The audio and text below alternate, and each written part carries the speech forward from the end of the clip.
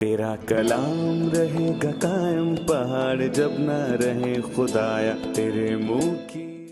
अजीज नाजरीन, मैं अयाद ज़रीफ आप तमाम देखने वालों को हमारे रोज़ के बाइबली मुतालियाती प्रोग्राम की नई किस्त में खुशामदीद कहता हूँ। इस प्रोग्राम में हम बाइबल मुक़द्दस की तमाम किताबों का मुताला पेश कर रहे हैं। अगर आप पहली बार ये प्रोग्राम देख रहे हैं तो मैं बताना चाहूँगा कि हम बहुत सी किताबों का मुताला कर चुके हैं। अगर आप हमारी पिछले प्रोग्राम्स को देखना चाहते हैं तो हमारी वेबसाइट biblemutalaya.com विज़िट कीजिए। वहाँ पर आपको तमाम कुतब के मुताले की तमाम एक साथ बआसानी मिल जाएंगी। आप इन्हें डाउनलोड कीजिए और अपनी लाइब्रेरी बनाइए और इन वीडियोस को देखकर कलाम की बहुत सी बातों को सीखिए। आज हम खुदा ने चाहा तो अय्यूब की किताब में से 12वें, 13वें, 14वें और फिर 15वें बाब का मुताला करेंगे और हम अभी तक अय्यूब के दुखों को देख रहे हैं। उसके दोस्तों ने उससे सख्त बातें की और उसके जख्मों पर नमक छिड़का और आज हम बहुत कुछ और जानेंगे। लेकिन उससे पहले मैं खुदा के खादमीन का स्टूडियोज में खैर मकदम करना चाहूँगा। डॉक्टर फयाज खुशामदीद। शुक्रिया भाई। डॉक्टर आदिल खुशामदीद। बहुत शुक्रिया। और स्टूडियो में आए दीगर मेहमानों को भी खुशामदीद। डॉक्टर फयाज, सबसे पहले मैं 12वें बाब की चंद आयात पढ़ूंगा, फिर आपसे सवाल पूछूंगा। तब अय्यूब ने जवाब दिया, बेशक आदमी तुम ही हो और हिकमत तुम्हारे ही साथ मरेगी, लेकिन मुझ में भी समझ है जैसे तुम में है, मैं तुम में से नहीं। भला ऐसी बातें जैसी हैं कौन जानता नहीं। मैं उस आदमी की तरह हूं जो अपनी पड़ोसी की हंसी का निशाना बना। मैं वो आदमी था जो खुदा से दुआ करता और वो उसकी सुन लेता था। रास्त और कामिल आदमी हंसी का निशाना ही होता है। जो चैन से है उसके ख्याल में दुख के लिए हकारत होती है। ये उनके लिए तैयारी रहती है जिनका पांव फिसलता है। डाकुओं के डेरे सलामत रहते हैं और जो खुदा को गुस्सा दिलाते हैं वो महफूज रहते हैं। उन्हीं के हाथ को खुदा खूब भरता है। इन बातों पर अपनी राय दीजिए। 12वें बाब में अय्यूब ने अपनी बात को जारी रखा और उसने अपने दोस्तों की हिकमत पर सवाल उठाया। उसके दोस्तों ने जो बातें कहीं वो हकायक में शामिल हैं और वो सच का हिस्सा हैं। खुदा गुनाहगारों के खिलाफ है, ये सच है, पर ये मुकम्मल सच्चाई नहीं। और खुदा उनका मुखालिफ कब होता है, उन्हें कब सजा देता है। और हम जानते हैं कि आखिर में खुदा का कहर गुनाहगारों पर भड़कता है। वो रहीम और कहर करने में धीमा है और जरूरी नहीं कि जो शख्स मुश्किल में हो उसको खुदा ने उसके गुनाहों की सजा दी। और मैं कहूँगा कि ये एक हकीकत है, पर इस मामले में ये दुरुस्त बात नहीं है। उसने बताया कि खुदा गुनाहगारों को सजा देता है, पर अय्यूब के मामले में खुदा ने एक ईमानदार को आजमाइश में डाल दिया और इसीलिए उनके अल्फाज यहाँ सादिक नहीं आते। उन्होंने अपनी हिकमत के मुताबिक बात की थी, पर अय्यूब ने उनकी अक्ल को नाक़िस कहा और उनको सख्त जवाब दिए। और अय्यूब ने उन्हें बताया कि उनकी बातें इस मामले में बिल्कुल भी दुरुस्त नहीं हैं। बेशक आदमी तो तुम ही हो और हिकमत तुम्हारे साथ मरेगी।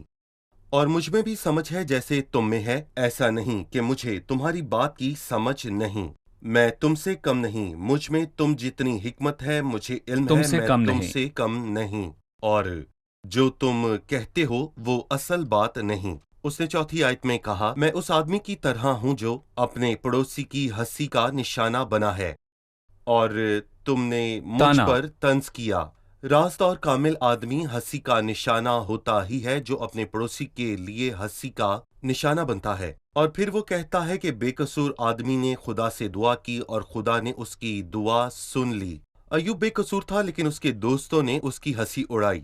जो चैन से है उसके ख्याल में दुख के लिए हकारत होती है और ये उनके लिए तैयार रहती है जिसका पांव फिसलता है। और जब कोई कामिल आदमी फिसले तो ये उसका मजाक उड़ाते हैं।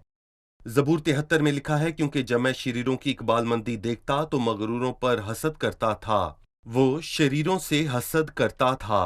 और फिर वाज़े तौर पर लिखा है कि डाकुओं के डेरे सलामत रहते हैं।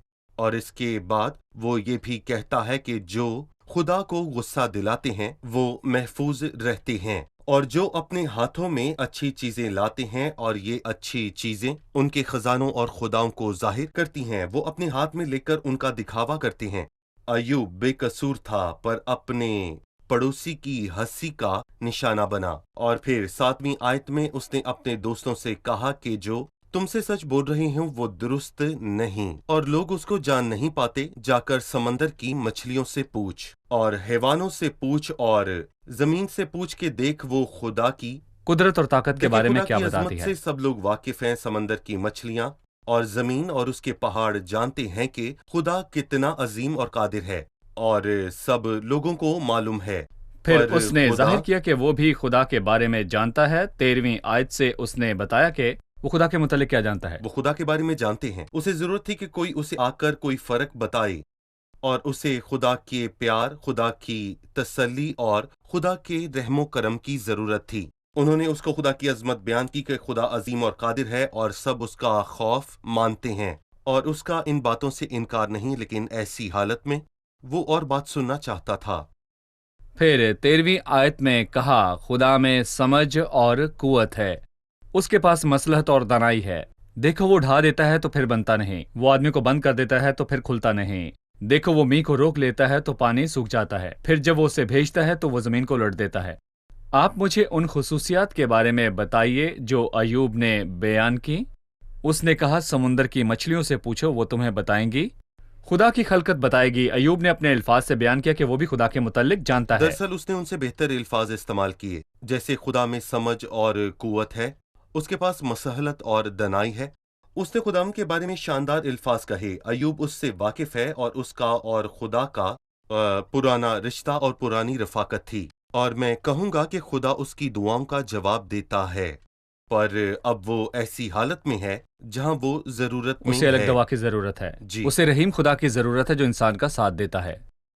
13واں باب، میری آنکھ نے تو یہ سب کچھ دیکھ لیا ہے، میرے کان نے یہ سنا اور سمجھ بھی لیا ہے، جو کچھ تم جانتے ہو اسے میں بھی جانتا ہوں، میں تم سے کم نہیں۔ میں تو قادر مطلق سے گفتگو کرنا چاہتا ہوں، میری آرزو ہے کہ خدا کے ساتھ بحث کروں، لیکن تم لوگ تو جھوٹی باتوں کے گھڑنے والے ہو، تم سب کے سب نکمے طبیب ہو۔ کاش تم بالکل خاموش ہو جاتے، یہی تمہاری عقل مندی ہوتی۔ اب میری دلیل سنو اور میرے منہ کے دعوے پر کان لگاؤ۔ کیا تم خدا کے حق میں ناراستی سے باتیں کرو گے اور اس کے حق میں فریب سے بولو گے؟ کیا تم اس کی طرفداری کرو گے؟ کیا تم خدا کی طرف سے جھگڑو گے؟ کیا یہ اچھا ہوگا کہ وہ تمہاری تفتیش کرے؟ کیا تم اسے فریب دو گے جیسے آدمی کو؟ وہ ضرور تمہاری ملامت کرے گا۔ اگر تم خفیہ طرفداری کرو، کیا اس کا جلال تمہیں ڈرا نہ دے گا اور اس کا روب تم پر نہ چھائے گا؟ تمہاری معرفت باتیں راہ کی کہاوتیں ہیں، تمہاری فصلیں مٹی کی فصلیں ہیں۔ بھائی میں ان الفاظ پر بات کرنا چاہوں گا۔ ایوب نے اپنے دوستوں کو ایک عمدہ جواب دیا، وہ کیا تھا؟ میں یہ کہوں گا کہ ایوب نے اس حصہ میں اپنے دوستوں سے اور خدا سے ایک درخواست کی۔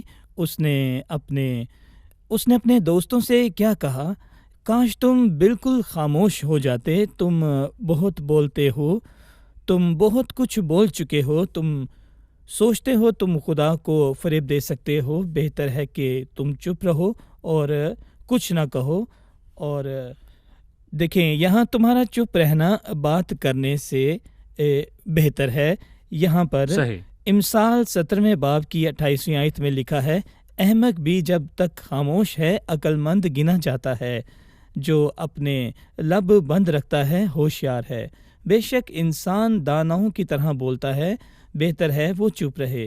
اس نے خدا سے درخواست کی اور امید کی کہ خدا اس کو اجازت دے کہ وہ اس کے ساتھ بحث کرے۔ اس نے اس آیت میں کہا کہ تیسری آیت میں یوں لکھا ہے کہ میں تو قادر مطلق سے گفتگو کرنا چاہتا ہوں۔ میری آرزو ہے کہ میں خدا کے ساتھ بحث کروں۔ یقیناً خدا نے اس کا جواب دیا، پر ابھی نہیں۔ خدا نے اس کا جواب ایوب کی کتاب کے آخری ابواب میں دیا تھا۔ صحیح۔ ہم ایک چھوٹے سے وقفے کے بعد اپنے مطالعے کو جاری رکھیں گے۔ ناظرین ملتے ہیں ایک چھوٹے سے وقفے کے بعد۔ پرانے عہد نامے میں مردوں میں سے جی اٹھنے کے بارے میں زیادہ بات نہیں کی گئی، کیونکہ ابھی خداوند یسوع مسیح نے موت پر فتح حاصل نہیں کی تھی۔ ایوب کا مایوس ہونا قابل فہم ہے، پر اس کی امید حیران کن ہے۔ اس کی خواہش تھی کہ خدا اس کو مردوں میں شامل کر کے پھر سے زندہ کر دے کہ وہ مر کر بھی زندہ ہو جائے۔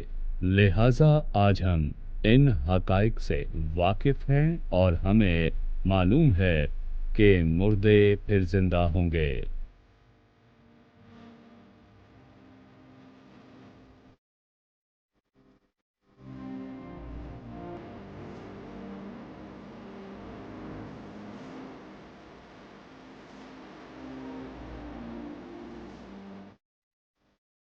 ایک بار پھر سے خوش آمدید. آئیے ایوب کے 13ویں باب کے مطالعے کو جاری رکھتے ہیں.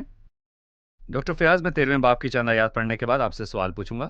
13ویں باب کی 13ویں آیت میں ایوب نے اپنے دوستوں سے کہا، تم چپ رہو، مجھے چھوڑ دو تاکہ میں بول سکوں، اور پھر مجھ پر جو بیتے سو بیتے. میں اپنا ہی گوشت اپنے دانتوں سے کیوں چباؤں اور اپنی جان اپنی ہتھیلی پر کیوں رکھوں؟ دیکھو وہ مجھے قتل کرے گا، میں انتظار نہیں کروں گا. بہرحال میں اپنی راہوں کی تائید اس کے حضور کروں گا. یہ بھی میری نجات کا باعث ہوگا، کیونکہ کوئی بے خدا اس کے سامنے نہیں آ سکتا. میں تقریر کو غور سے سنوں اور میرا بیان تمہارے کانوں میں پڑے. دیکھو میں نے اپنا دعویٰ درست کر لیا ہے، میں جانتا ہوں کہ میں صادق ہوں. کون ہے جو میرے ساتھ جھگڑے گا؟ کیونکہ پھر تو میں چپ ہو کر اپنی جان دے دوں گا. فقط دو ہی کام مجھ سے نہ کر، تب میں تجھ سے نہیں چھپوں گا. اپنا ہاتھ مجھ سے دور ہٹا لے اور تیری ہیبت مجھے خوفزدہ نہ کرے. تب تیرے بلانے پر میں جواب دوں گا، یا میں بولوں اور تو مجھے جواب دے. میری بدکاریاں اور گناہ کتنے ہیں، ایسا کر کے میں اپنی خطا اور گناہ کو جان لوں. تو اپنا منہ کیوں چھپاتا ہے اور مجھے اپنا دشمن کیوں جانتا ہے؟ کیا تو اڑتے پتے کو پریشان کرے گا؟ کیا تو سوکھے ڈنٹھل کے پیچھے پڑے گا؟ کیونکہ تو میرے خلاف تلخ باتیں لکھتا ہے اور میری جوانی کی بدکاریاں مجھ پر واپس لاتا ہے. تو میرے پاؤں کاٹھ میں ٹھوکتا اور میری سب راہوں کی نگرانی کرتا ہے اور میرے پاؤں کے گرد خط کھینچتا ہے. اگرچہ میں سڑی ہوئی چیز کی طرح ہوں جو فنا ہو جاتی، یا اس کیڑے کی مانند ہوں جسے کیڑے نے کھا لیا ہو. مجھے ایوب کی ان باتوں پر اپنی رائے دیں. دراصل میں کہوں گا کہ 15ویں اور 16ویں آیت میں ایوب کی باتوں سے یہ ثابت ہوا کہ وہ گناہ گار نہیں ہے. اس کے دوست کہتے ہیں لیکن اس نے کوئی بدی نہیں کی، نہ اس کے ڈیرے میں ناراستی ہے. انہوں نے کہا کہ اپنے ڈیرے سے ناراستی کو دور کر. جیسے پہلے باب میں لکھا ہے، 42ویں باب میں بھی اس نے ایماندار ہونے کی بات کی، اور اس نے خداوند پر اپنے ایمان کا اعلان کیا، اور وہ نہیں جانتا کہ خداوند نے اس پر سختی کیوں کی اور خداوند نے اپنا چہرہ اس سے کیوں چھپا لیا. اس نے خداوند پر اپنے اعتماد کا اظہار کر کے کہا، دیکھ وہ مجھے قتل کرے گا، میں انتظار نہیں کروں گا. بہرحال میں اپنی راہوں کی تائید اس کے حضور کروں گا. اگر وہ مجھے قتل بھی کر دے تو بھی میں اس پر بھروسہ رکھوں گا، اور مجھے امید ہے کہ وہ مجھے بچائے گا. اور 16ویں آیت میں لکھا ہے، یہ بھی میری نجات کا باعث ہوگا. مجھے یقین ہے کہ ایک دن خداوند مجھے بچا لے گا.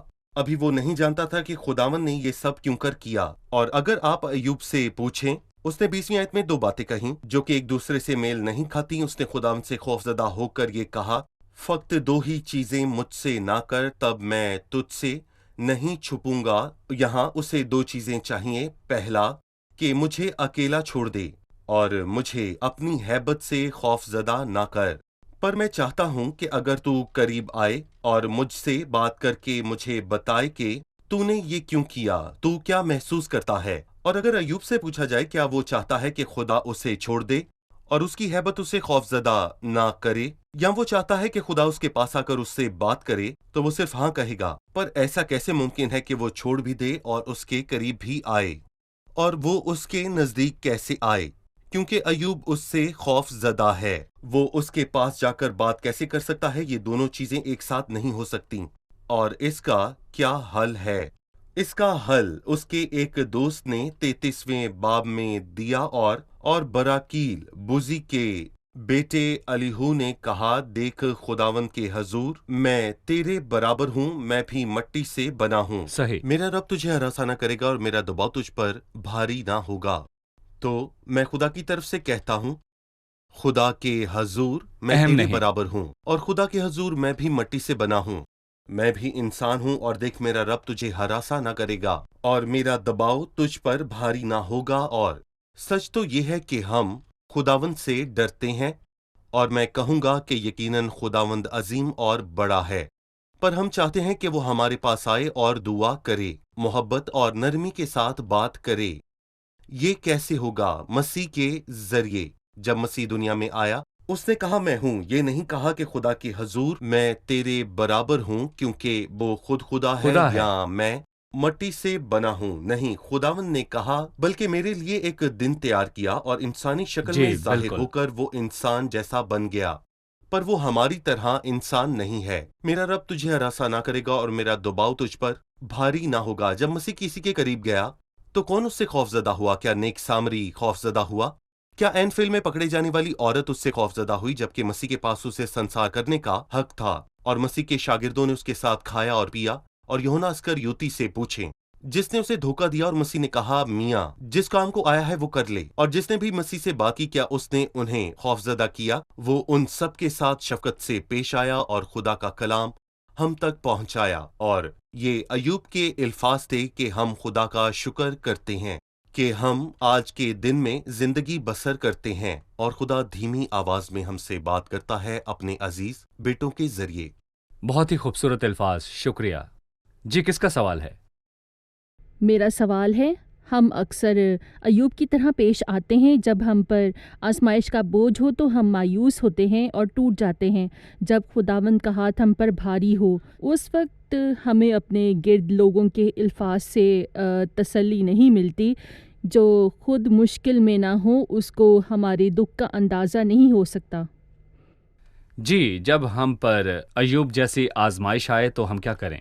ہم اپنی زبان اور اپنے الفاظ پر کیسے قابو پائیں؟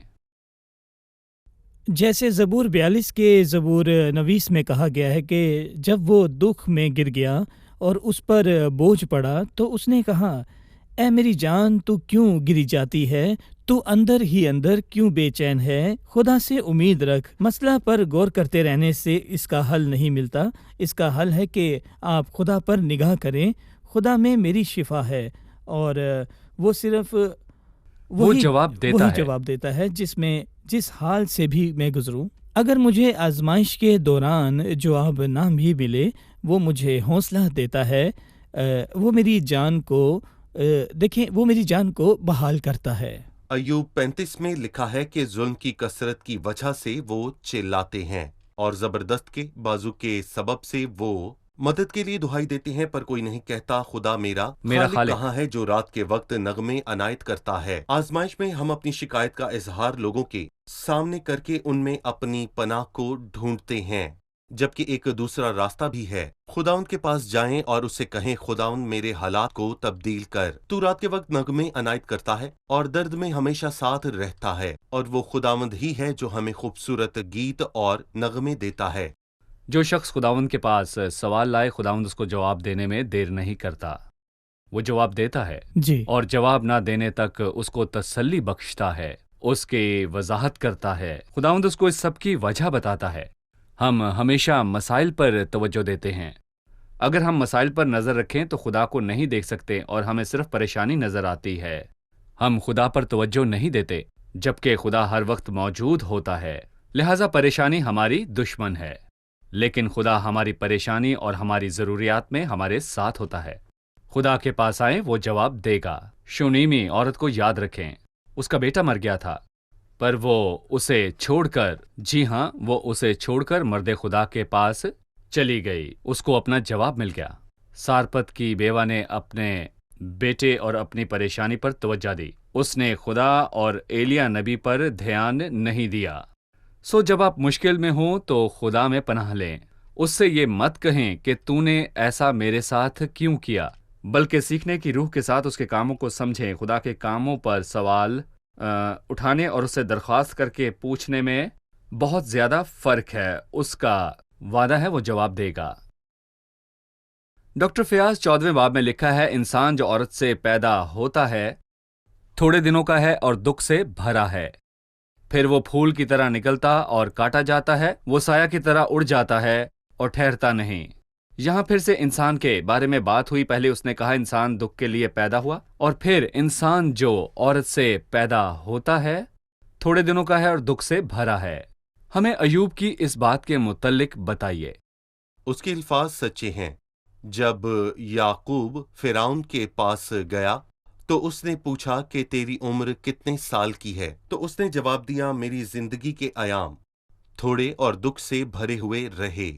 تب یعقوب 137 برس کا تھا اور اس کے بعد 10 سال اور جیا۔ 147 سال بھی ابدیت کے مقابلے میں کچھ نہیں ہے، اور اگر وہ 1000 سال بھی جیتا تو بھی کچھ نہ ہوتے، کیونکہ بائبل میں لکھا ہے کہ انسان جو عورت سے پیدا ہوا ہے وہ تھوڑے دن کا ہے اور دکھوں سے بھرا ہے۔ ہمارے دن دکھ سے بھرے ہیں اور ہماری زندگی مصیبتوں سے بھری ہے۔ پر میں بتانا چاہوں گا کہ یہاں اس نے اس انسان کی بات کی جو عورت سے پیدا ہوا ہے، جو خدا سے پیدا نہیں ہوا۔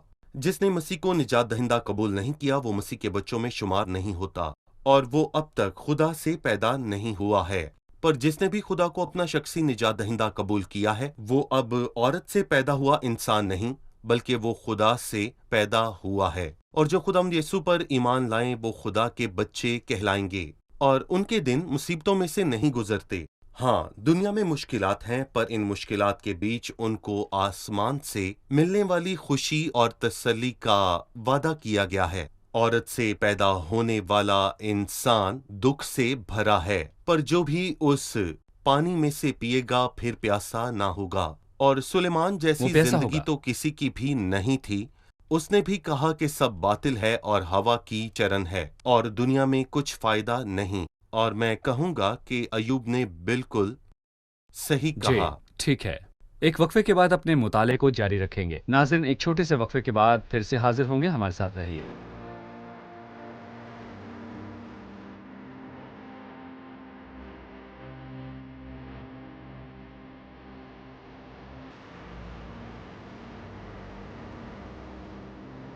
عزیز ناظرین، ایک بار پھر سے خوش آمدید۔ آئیے ایوب کی کتاب کے 14ویں باب کے مطالعے کو جاری رکھتے ہیں۔ بھائی عادل، میں 14ویں باب کی 7ویں آیت سے پڑھوں گا، کیونکہ درخت کی تو امید رہتی ہے، اگر وہ کاٹا جائے تو پھر پھوٹ نکلے گا اور اس کی نرم نرم ڈالیاں موقوف نہ ہوں گی۔ اگرچہ اس کی جڑ زمین میں پرانی ہو جائے اور اس کا تنا مٹی میں گل جائے تو بھی پانی کی بو پاتے ہی وہ شگوفے لائے گا اور پودے کی طرح شاخیں نکالے گا۔ لیکن انسان مر کر پڑا رہتا ہے، بلکہ انسان دم چھوڑ دیتا ہے، اور پھر وہ کہاں رہا؟ آپ ہمیں ان آیات کے متعلق بتائیے۔ ایوب کی زندگی درخت جیسی تھی، یعنی اگر اس کو کاٹ بھی دو تو اس کو امید تھی کہ وہ پھر ہرا بھرا ہوگا، اس کے شگوفے برباد نہیں ہوں گے۔ اس نے کہا کہ درخت کی جڑیں سالوں سے زمین کے اندر ہیں، جب ان کو پانی ملے گا تو وہ پھر بڑھیں گی اور اس پر پھول آئیں گے۔ اسے امید تھی کہ درخت کٹنے کے بعد بھی وہ دوبارہ ہرا بھرا ہوگا، یعنی موت سے اس کی زندگی کا خاتمہ نہیں ہوگا، موت کے بعد بھی ایک زندگی ہے۔ اسی باب کے 14ویں آیت سے یہ واضح ہوتا ہے کہ اگر آدمی مر جائے تو کیا پھر وہ جیسا جائے گا؟ وہ اپنی جنگ کے کل ایام میں منتظر رہتا ہے جب تک میرا چھٹکارا نہ ہوتا۔ اسی خیال کا اظہار 19ویں باب کی آیت میں کیا گیا ہے، 26ویں آیت میں، اور اپنی خال کے اس طرح برباد ہو جانے کے بعد بھی میں اپنے اس جسم میں سے خدا کو دیکھوں گا، یعنی موت اس کی زندگی کا خاتمہ نہیں ہے، بلکہ موت کے بعد بھی ایک زندگی ہے جو کہ الہی زندگی ہے۔ آئیے دیکھتے ہیں کہ مہمان کیا کہتے ہیں۔ ہم نے دیکھا کہ انسان جو عورت سے پیدا ہوتا ہے تھوڑے دنوں کا ہے اور دکھ سے بھرا ہے۔ ہمیں صرف تب اطمینان حاصل ہوتا ہے جب ہم خدا سے پیدا ہوں۔ مجھے 15ویں آیت بہت پسند آئی۔ دیکھو وہ مجھے قتل کرے گا، میں انتظار نہیں کروں گا، بہرحال میں اپنی راہوں کی تائید اس کے حضور کروں گا۔ یہاں اس کو کسی بات کی سمجھ نہیں تھی، تب بھی اس نے خدا پر بھروسہ کیا۔ اس کو سمجھ نہیں تھی، پھر بھی اس نے خدا کی بھلائی اور شفقت پر بھروسہ کیا۔ جی 13ویں باب کی 15ویں آیت میں۔ بالکل ٹھیک ہے۔ جیسے ہی ہم بائبل مقدس کا مطالعہ کرتے ہیں ہمیں پتہ چلتا ہے کہ مسیحی سب چیزوں کا واحد حل ہے۔ مشکل کتنی بھی بڑی ہو، ہمیں چاہیے کہ اپنی آنکھیں صرف خداوند پر لگائیں۔ میں نے سیکھا کہ ایوب کو خداوند کے ہاتھ کے نیچے بوجھ محسوس ہوا، تب بھی وہ اس کے پاس ہی آیا۔ اسے خداوند کے ہاتھ سے دکھ ملا، پر اس کے پاس خداوند کے علاوہ کوئی پناہ نہیں تھی۔ وہ بچوں کی طرح ہے، جب باپ اپنے بیٹے کی تربیت کے لیے اس کو سزا دے، بیٹا پھر بھی اپنے باپ کے پاس آتا ہے۔ ہمیں چاہیے کہ ہم بھی ہر حالات میں یوں ہی کریں، بے شک وہ سب حالات خداوند کی طرف سے ہوں، اس میں پناہ لیں، کہیں خداوند ہمارا تیرے سوا اور کوئی نہیں ہے۔ مجھے بھی ایوب کی یہ بات بہت پسند آئی، حالانکہ اس کے دوستوں نے بے وقوفی سے بات کی، پر اس کو خداوند پر بھروسہ تھا اور اس کے پاس مصلحت اور دانائی ہے، تو اس نے خداوند پر اعتماد کیا اور ہر حال میں اس پر اپنی نگاہ رکھی۔ وہ خدا کے آگے جھکا اور اس نے اپنی آنکھیں صرف خدا کی طرف لگائیں۔ صحیح۔ خدا آپ سب کو بہت برکت دے۔ خادمین کا بھی شکریہ۔ اگلے پروگرام میں ہم اپنے مطالعے کو جاری رکھیں گے۔ عزیز ناظرین، ایوب کے کئی سوال تھے۔ سوال ہونا مسئلہ نہیں ہے۔ اگر حالات میں الجھ کر آپ کے ذہن میں بہت سے سوالات آئیں تو انہیں خدا کے سامنے رکھیں۔ عزیزوں، لوگوں کی باتوں میں نہ آئیں اور نہ ان کی سنیں۔ ایوب نے کہا، تم سب کے سب نکمے طبیب ہو۔ ہر شخص نے ایوب کو اس کی بیماری کے لیے مختلف دوا دی، لیکن وہ صحت یاب نہ ہوا۔ طبیبوں کا خیال تھا کہ وہ دوا اثر کرے گی، پر ایوب کی بیماری کی دوا وہ نہیں تھی۔ لوگ آپ کو نصیحت دیتے ہیں جو آپ کے لیے مناسب نہیں۔ جو آپ کے حالات کو سمجھتا ہے وہی یہ کر سکتا ہے، وہی آپ کو آپ کے سوالوں کا جواب دے سکتا ہے، اور وہ خداوند یسوع مسیح ہے۔ مجسم کلام۔ اس نے بتایا کہ خدا کیسا دکھتا ہے، وہ ہمیں پیار کرتا اور ہماری پرواہ کرتا ہے۔ اگر آپ کو خدا کے بارے میں جاننا ہے تو لوگوں کی باتیں مت سنیں، بلکہ بائبل کو پڑھیے کہ خدا نے کیا کہا۔ خداوند یسوع مسیح سے پوچھیں، اکلوتا بیٹا جو باپ کی گود میں ہے اسی نے ظاہر کیا۔ اگلی قسط میں آپ سب سے پھر ملاقات ہوگی۔ خدا آپ سب کو برکت دے۔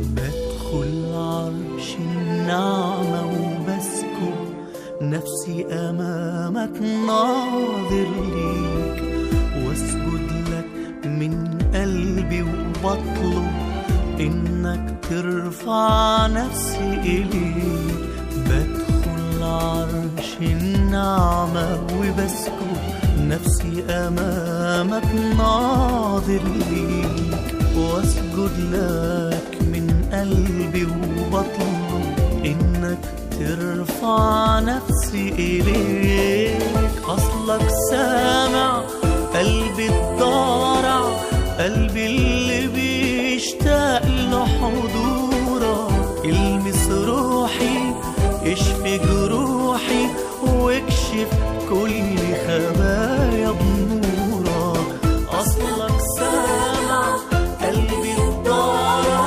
قلبي اللي بيشتاق لحضورك المس روحي اشفي جروحي واكشف كل خبايا بنورك